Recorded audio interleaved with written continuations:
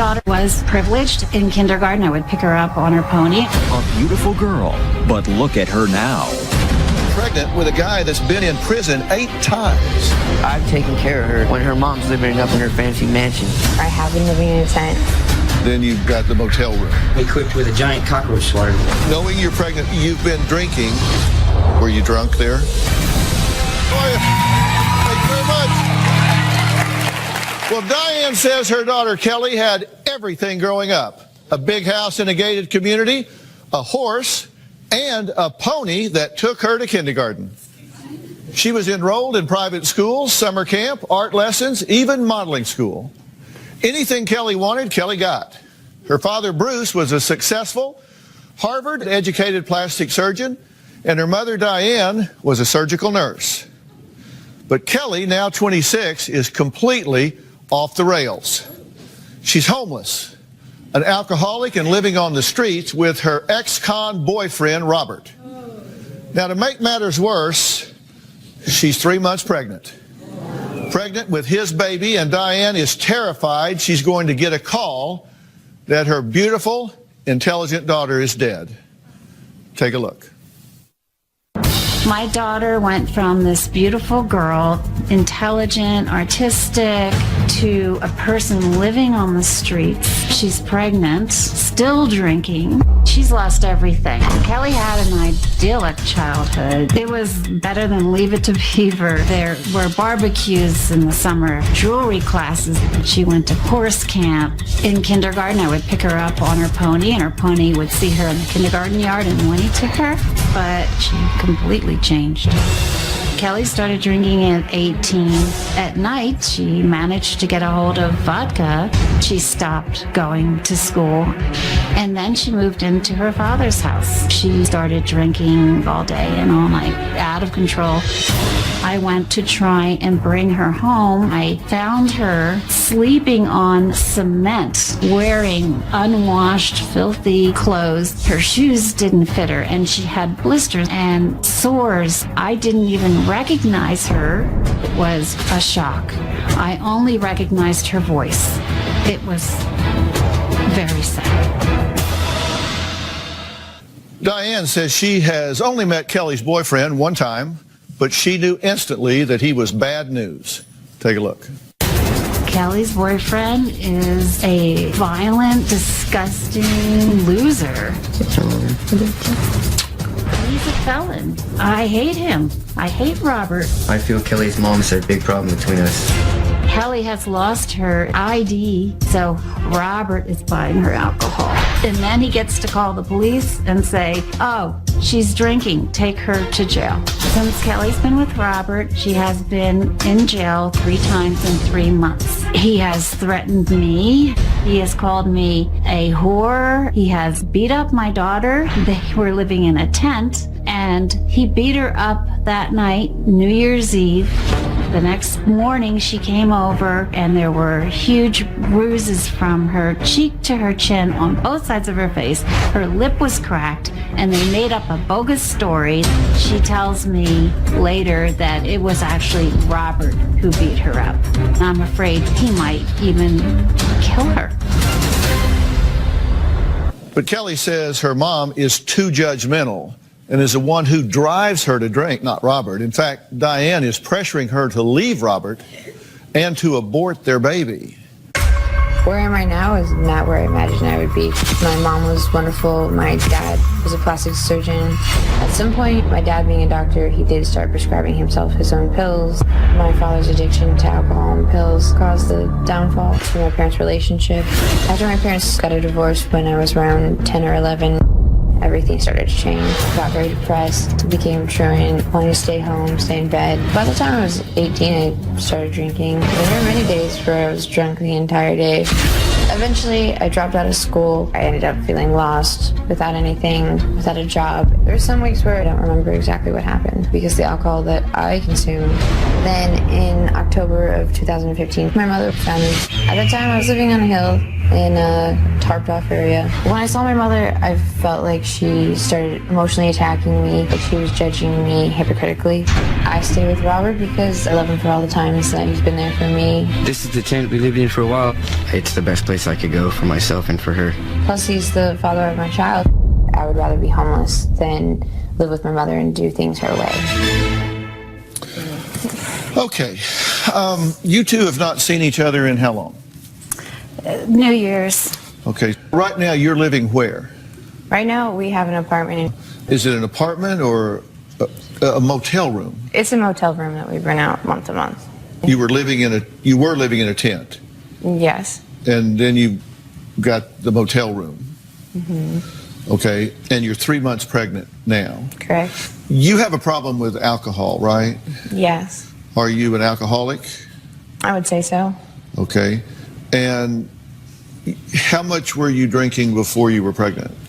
Over the last couple years, at my worst, I would go from anywhere to a fifth to a half gallon of vodka a day easily without falling down or acting ridiculous, just to sustain myself or sipping on things throughout the day. Okay, and since you found out you were pregnant, how much are you drinking on average? I definitely switched to beer or wine, trying to taper down because my body gets extreme tremors. I go into seizures sometimes, so I get extremely scared to go through that kind of DTs. But you're still drinking? Not so much hard alcohol now that I found I'm pregnant, no. Beer and wine? Correct. And some vodka? Probably one occasion, yeah. How much beer and wine would you say you're drinking? When I do drink, probably a small bottle of wine to myself per day, or 4 beers a day. And why have you been in jail? For in the past 2 months. First count of domestic violence, second time public intoxication. Domestic violence against who? Robert, my Robert. fiance. Okay. It's not that I was violent towards him, but the second we get in an argument, if I even touch his shoulder or push him, I hurt him. And I think it's just because for the most part he'd find out that I tell him, what, I feel like having a beer. I'm so stressed out. I don't know how to deal with this right now. And I drink, and he'd be like, okay, you are going back to jail. We live with a felon. It's all okay. Well, I'm trying to get you to help me here. She appears to me to not be present. And later, stop talking. We're not doing this. Do not let the suit fool you, buddy. Sorry. You don't come on my stage and do that. Tomorrow on an all-new Dr. Phil. That's a lie. You raised us around an alcoholic. Stop. A mommy dearest or unfit daughter? You're saying horrible things about your daughter. You're saying horrible things about your mother. When they're on stage, the gloves come off. She told me that she hopes that I die of a drug overdose. You pushed me right to the edge, right? Do you realize where you pushed me? I was contemplating killing myself. You've been playing killing yourself since you were 15. All I ask is tell me where you want to go. I tried to tell you there's a couple of places that I would equally like to go to. It's after 1 o'clock. You continue to I know drink. that You're not if you doing drive anything. to the I'm sitting here all day I know long that watching if you you drive kill my to kid. the- So are you going to ask? Are you going to turn it down? Are we going to do something else? Or are we going to sit here and talk about what we're going to not do and do while you're You're drinking? gonna keep talking over me? So you're just going to drink and kill my kid? Enjoying yourself. Killing me. You're killing yourself and the kid. You're killing me. You don't care. Okay, what were you drinking there? Wow, that right there, I was actually drinking water. So that looks like the hotel room that we were here in Studio City. So if I'm holding a glass, that was definitely water. So he was arguing about you drinking water. I suppose at the moment, maybe he was talking about in general. Were you drunk there? To be honest, I had a little bit of wine since I've been here. Have you had anything to drink today? No. Okay, I've known your daughter for about 15 minutes now, and you've known her all of her life. So how do you read her now versus the daughter that you've known all these years? I think that Kelly has a homeless mentality. She's not afraid of living in the motel that they're living in. She's called me from there, although Robert kept the phone away from her for 10 days. That's what the story I was told when she called me at 12:15 at night. And Has her personality changed? It's a crack. Has her personality changed? Does she Totally. appear to be in an altered state of consciousness now? Right now, although no, but her voice, her speech is not the speech I'm used to hearing from her when she was well. But she has lived. My point is, she was so protected and fearful to live anywhere, and the motel is all drug addicts, bad drug addicts, and felons. And you live with a felon, and you're not afraid of anything anymore. Wow. It's all okay. Wow, I'm trying to get you to help me here. Okay. I'm not asking for a historical perspective on the motel that she's living in. I'm asking you to give me a contemporaneous assessment of your daughter's current orientation, because she appears to me to not be present. She's mumbling, she's not articulating well, she's having a difficult time focusing, and I'm just asking you as her mother who knows her if this is her normal way of being or if she seems to be altered to you right now.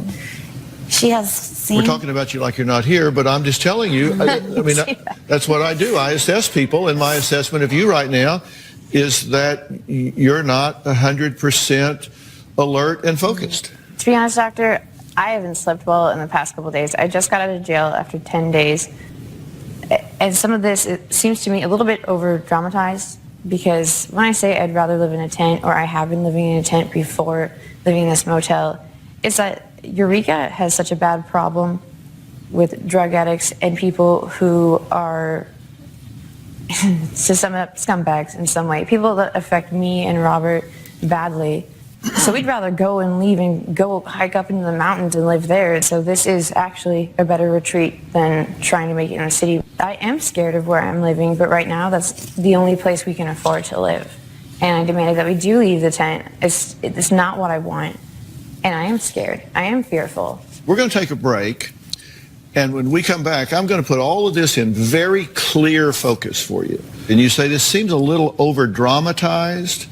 We're going to take all the drama out of this. We're going to talk about just the facts, and I'm going to put this in real clear relief so you know exactly what I think is going on here, and exactly why I think we're here, and what the stakes are that I think we're dealing with here, right after the break.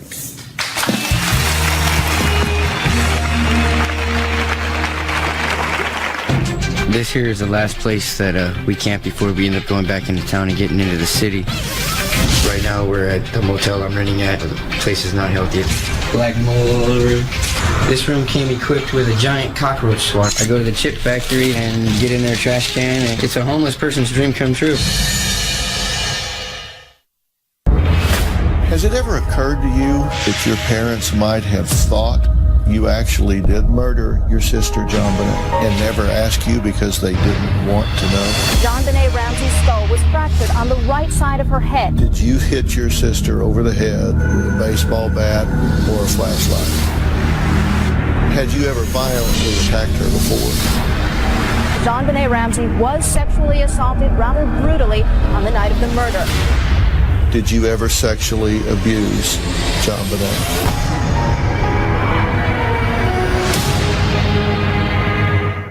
Today at 5, a deadly accident on a busy local highway. A crowded van flips over, throwing passengers from the vehicle. Then, 6 months after 2 people were killed in the Sweet Tomatoes car crash, why it took prosecutors so long to find... To activate your within. Ask your doctor about once weekly Trulicity. Robert definitely does have a temper. If I say something that might trigger anything, he will definitely take it the wrong way, and at that point, there's no explaining things to him. The worst thing he's ever done is probably punch me in the face and split my lip open. Even though Robert has a temper, I feel like we have a very strong connection, and I love him, and I do want to stay with him. Diane says her now 26-year-old daughter Kelly grew up with affluenza. living a pampered life thanks to her plastic surgeon father. Diane wants to know why her daughter went from having everything to becoming homeless, pregnant, and what she calls a raging alcoholic. Diane says Kelly's boyfriend, Robert, is part of the problem. He's an ex-con with a long rap sheet, which includes many years in prison. He took us on a tour of what he and Kelly call home. So let's take a look at that. Right now I'm taking you to one of the places that I took Kelly to camp. We're officially on logging company property. We're not supposed to be here. I was here for approximately a month and a half. The bathroom, it's wherever you can find that you're not going to step in it later, dig a hole and bury it. This here is the last place that we camped before we end up going back into town and getting into the city. Right now we're at the motel I'm renting at. The place is not healthy. Black mold all over. This is my window prop because my window doesn't work. It don't even, it's the wrong window. And plus the toilet doesn't really stay on. This room came equipped with a giant cockroach swatter. So now I can kill the bugs. Not a safe place for kids to be. This is our kitchen. I got bread free from the food bank. I go to the chip factory and get in their trash can and I get whole unopened bags of sunflower seeds. It's a homeless person's dream come true. This is home sweet home for us. So that's the apartment you're living in. Mm-hmm. Well, I said I was going to put all this in focus for you. So at the risk of being accused of over-dramatizing things, let me tell you what my assessment of this is and why I think we're here. Okay. I chose this particular story not because of you. Sorry. Not because of you. Sorry. I chose this story because you have a baby inside that doesn't have a voice, doesn't get a vote, and I love to give a voice to those that don't have one.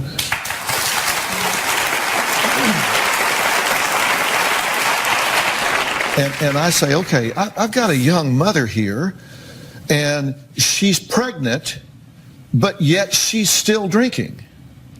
I have a young mother here that is pregnant with a guy that's been in prison 8 times for criminal threats, terroristic threats, bodily injury, serious, life-threatening.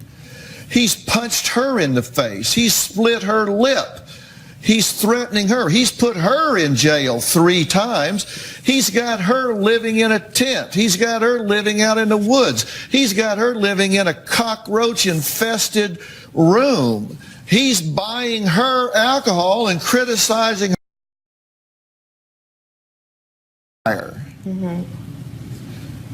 So then you come here and sit down and you seem a little zoned out to me. You're just not, I mean, our staff is just, they haven't slept much either. I understand, and I've been pretty compliant and as well, Mr. Wonderful exactly hasn't been very compliant. No, I know. That's stressful to me.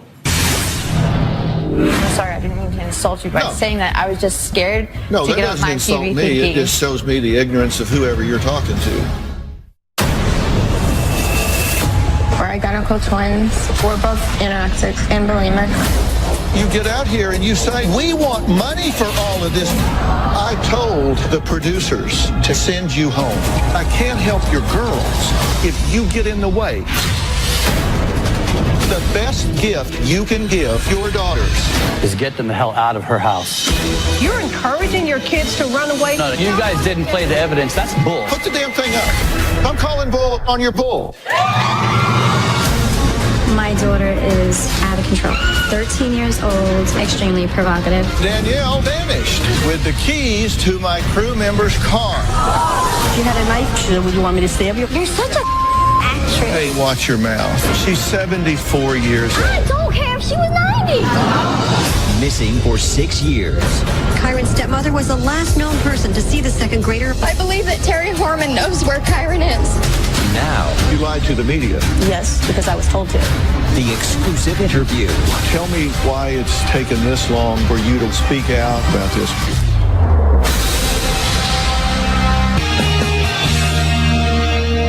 I highlighted just the statements that you made where you said,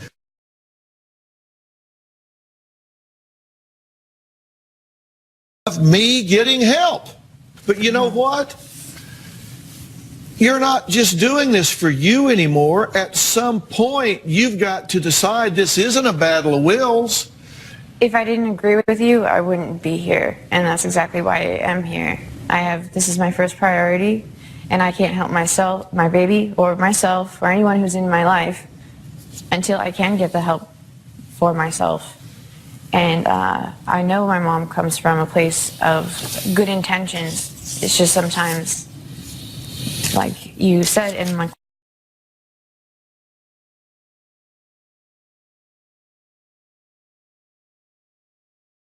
quote, she approaches things wrong, and I'm scared No, to that get off doesn't my insult TV me. thinking. It just shows me the ignorance of whoever you're talking to. No, it's not ignorance. It's just lack of watching the show. I haven't watched a whole lot That's of what TV ignorance lately. means. Oh, because TV is number one. I must be. No, that's what ignorance out of the means. loop. Look it up. Ignorance is a lack of information or knowledge about the subject which you are addressing. Right. Okay.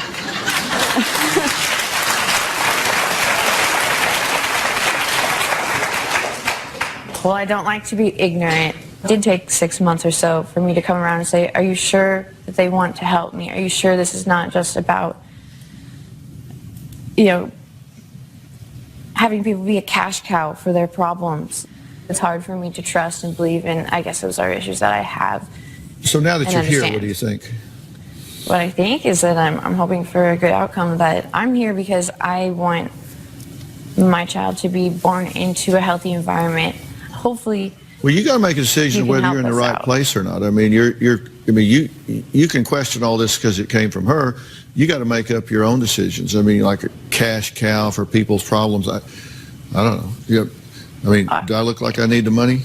No. I mean, do you really think you're that big of a story, lady? No, that's why I was so. Seriously? so- You really think you're a big get? Honestly, Dr. Phil, I was not believing that this was even true because I said, I'm not that big of a deal. You're really not. Thank you. You're here because you're a rapper. I'm a rapper. Yeah. I don't exactly know what you mean by that. You're wrapped around that baby. Well, baby is my focus. You're here because you're wrapped around that baby. Mm-hmm. My guest is that baby. You just happen to be the rapper. Okay. That's the reason you're here. You're making me feel like as if it seems like you think I don't care about my child or my future and my child's future. You need to put that baby's interest above your own. If you really care about that baby, you're going to make a serious commitment as a fiduciary for that baby to get yourself healthy. If I didn't come to your show, I was going to put myself in sober living, despite whether I wanted to live with Robert or not, whether we do have codependent issues and we like to be around each other. And when I think of having a family, being pregnant, you want that. He's not going to want you to do any of this. Well, he came this far. He is in LA, and I know deep down he has a hard exterior, but deep down he is a good person and has a great heart. Well, let's see about that. Coming up, he's screamed at my staff. He's threatened them. He's made demands, and that's just this morning. If that's how Kelly's fiance treats us, I cannot imagine what he might be capable of when no one is looking and he's with her alone. So I have a few questions for Robert when we come back. We'll add him to this conversation.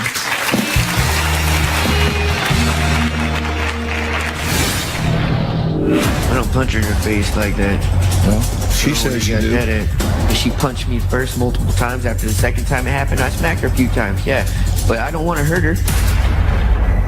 Tomorrow on an all-new Dr. Phil. A mommy dearest That's a lie. or derelict daughter. You're seeing each other as unfit mothers. She told me that she hopes that I die of a drug overdose. Stop. When my mom found out I was pregnant, she instantly wanted me to get an abortion. My mom never even went into giving the baby up for adoption. She just wanted me to get rid of the baby, leave Robert, and start my life over her way. At this point, if my mom says that she can't support me having this baby with Robert, then I'm gonna have to cut her out of my life. So, Robert, how are you doing? I'm not really doing that good. Tell me why not. I'm going through a lot of problems right here. I love Kelly to death. It feels like her mom don't understand, or she tries to help. She means well. I know she does, but she just doesn't seem like she knows how to approach things. It's destroying our lives. This is your child, correct? Yes, sir. And are you concerned about this child's safety and well-being? Yeah, I am, especially when she's drinking. And has she been drinking on a regular basis? Yes, sir. Where does she get the alcohol, whatever it is? Are you buying it for her? Yeah. Knowing you're pregnant for 3 months, you've been drinking alcohol that he's been providing you. Yeah, when he does, yes. Fetal alcohol syndrome is a very serious problem. A very serious problem. You know this being a nurse. But when we're talking about fetal alcohol syndrome, just so everybody knows, we're talking about your baby is subject to having developmental delay, failure to thrive, learning disability, low birth weight, short stature, and slow growth. So that means this can affect this baby throughout its entire life. Behaviorally, the baby can have the results of aggression, antisocial behavior, hyperactivity, impulsivity, and irritability. It's also common for the baby to have a misshapen face, anxiety, hearing loss, congenital heart disease, which can be life-threatening, intellectual disability, malnutrition, poor coordination, single line on palm, speech impairment, vision disorder. I mean, these are all things that this child is at risk for if you consume alcohol during a pregnancy. I know that, and you know that. Don't think I don't hate myself every time and feel terrible about it. You are neglecting the proper care of this baby with no plan to turn that around. And it's not going to happen with him buying you alcohol and punching you in the face when he doesn't like what you say or feels you slipping away. I don't punch her in her face like that. Well, she says you do. I'm not going to say I have not hit her. Yes, I have. Because she punched me first multiple times. After the second time it happened, I smacked her a few times. Yeah, but I don't want to hurt her. How dare you hurt my daughter? I'm hurting her daughter? No. That's how you feel, Diane? You feel I'm hurting your daughter? I saw the bruises on her face. How about when you're buying her alcohol at a young age because her and her friend want to act like they want to buy a alcohol a day bottle in her life. Bull crap. You don't know anything. You're just hearing and making Why things do I find her homeless on the side of the hill with a child molester boyfriend getting raped by chomos? Whoa, no, wait, no, hey, no, stop. No, look at me. No, stop. No, stop talking. We're not doing this. All right. We're not doing this. You somehow or another, you do not let the suit fool you, buddy. I'm sorry. You don't come on my stage and do that.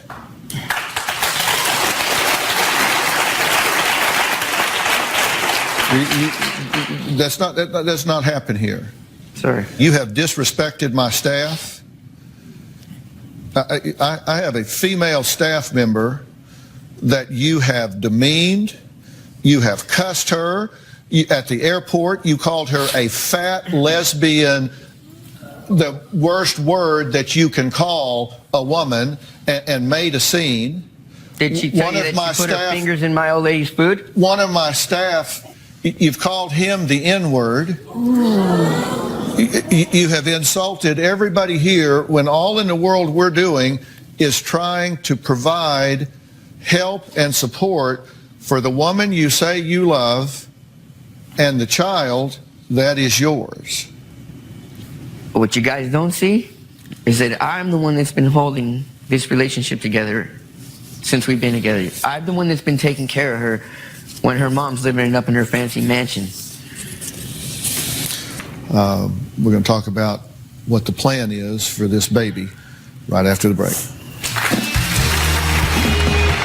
Going to recommend for you is I'm going to offer to put you in what I consider to be the best dual diagnosis treatment program in the country. And this is Origins Behavioral Healthcare, and it offers very sophisticated, gender-separate, and age-specific treatment programs. And this is for women, and they specialize in the treatment of addiction and trauma and other psychological disorders because it's dual diagnosis treatment. And I'm talking about Hannah's House. And a nurse from Hannah's House is here and ready to take you to this treatment program. And this is our gift to you. Robert, listen, I understand exactly what you're saying about the stress and pressure that you're feeling here. This is, you're about to become a father. This is a very stressful time, and you've got real problems, as I said, with impulse control and with anger, and I want to get you professional help with that as well. I don't want to judge you. I want to help you with that. And I have one prerequisite to that, and that is I want you to reach out to every member of my staff that you have insulted and demeaned, and I want you to apologize to every member of my staff that you have done that to. Will you do that for me? Yes, sir? Okay. All right. Thank you. All right. One of Kelly's oldest friends, since she was 5 years old, is here today, and she hasn't seen her in 2.5 years. That's Catherine right here. She came here to support you today. Catherine, you support everything we're talking about here, right? Yes, and I want to say thank you for taking Kelly, because this is literally the miracle that I've been praying for. I hope you take Dr. Phil's help and you take it seriously. When we come back, you've got questions, we've got answers. You've heard of Ask Dr. Phil. It's another double dose of Ask the Doctors after the break.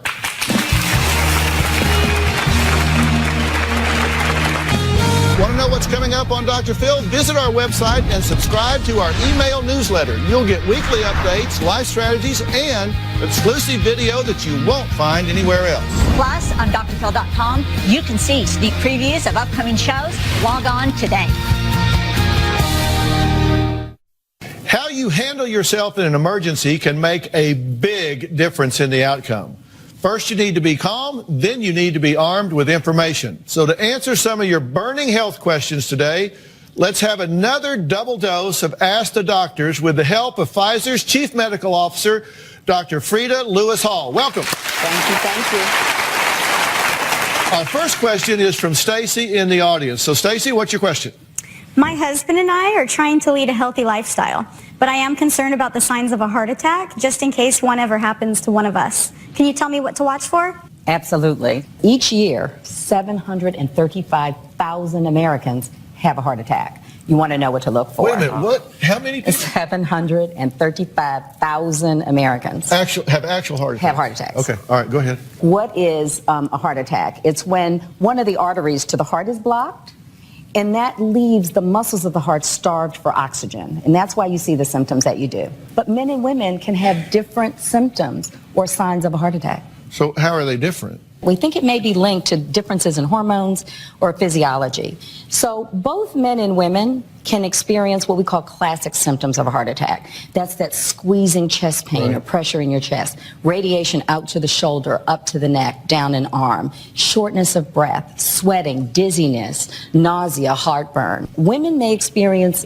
different symptoms like indigestion, like chest pain, or gas-like symptoms, pain in their jaw or between their shoulder blades, profound, unexplained weakness or fatigue, and even more subtle things like recurring chest discomfort. Some women even describe their heart attacks as like the flu. Okay, so what should you do if you suspect a heart attack? You want to get to the hospital right away. You want to dial 911. Do not wait. Time is of the essence. Okay, so was this helpful? Yes, Very thankful. Yes, that's great information because my family comes from a long history of heart disease. Yeah. How long have you two been married? Better get this one right. 12 wonderful years. Yeah. Okay. All right. Well, I hope this information helps so you can stay healthy together for a long time. I mean, seriously, thanks for your question. Okay. Next, we have a video from Janelle from Valencia, California. So let's take a look at her question. Hi, doctors. I have very active children in sports who are always getting injured. How do I know the difference between a sprain, a torn ligament, or a broken bone? And when should I take my kids to the doctor versus the emergency room? Well, I think every parent has this concern. So what can you tell us about this? First of all, a sprain is an injury to a ligament, and a strain is an injury to the muscle or tendon. Now, the symptoms of a strain and a sprain are generally pain, sometimes swelling, and there can even be bruising around the point of the injury. Now, these things, once they're evaluated properly medically, by a trained health professional, they can mostly be managed at home. So when should someone go to the ER? So when to go to an ER? A broken bone is a medical emergency. So how do you know? Well, some kids will actually tell you they heard it snap or felt it snap. They may not be able to move it properly, or when they do, there is intense pain. They may also have swelling, bruising, and tenderness to touch the injured area. Yeah.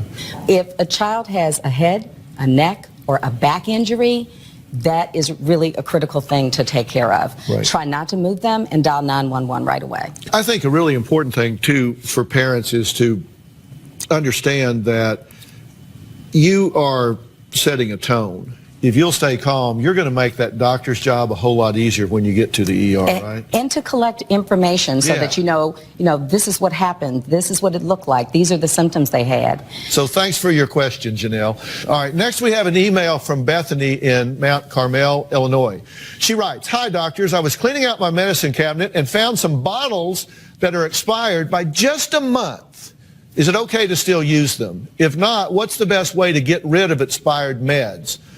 Thank you, Bethany." So what's the story on this? Because do these things expire? Oh, absolutely. It's really important to clean your medicine cabinet out to make sure that you avoid any mistakes, any mishaps, any misuses, or worse yet, abuses of medications. So now you've got all this prescription medicine, and it has an expiration date that's now passed. Can you still use it? It's advised not to take expired medications. Manufacturers, by law, put the last day that they can guarantee the full potency of a medicine when it's stored under proper conditions. Be mindful of, if you're managing a serious chronic illness or a life-threatening illness, stay out in front of those expiration dates if your medication is prescribed for those things. So what do you do with this expired meds? Yeah, that's a great question. First of all, many people don't know, but there are take-back programs that exist in many communities. They'll take the medication back and dispose it properly. Now, the FDA website has just great information on this. In addition, there are some medicines that you should pour down the drain or flush down the toilet. Those things are also listed on this site. So thank you for your question, Bethany. If someone wants even more information, they should check out your website, right? They should check out GetHealthyStayHealthy.com. They can also sign up for the Get Healthy, Stay Healthy newsletter while we're there. And also there are links to the websites that we just mentioned to make it easy. I want to thank all of my guests today, especially Dr. Frida Lewis Hall. We will see you next time.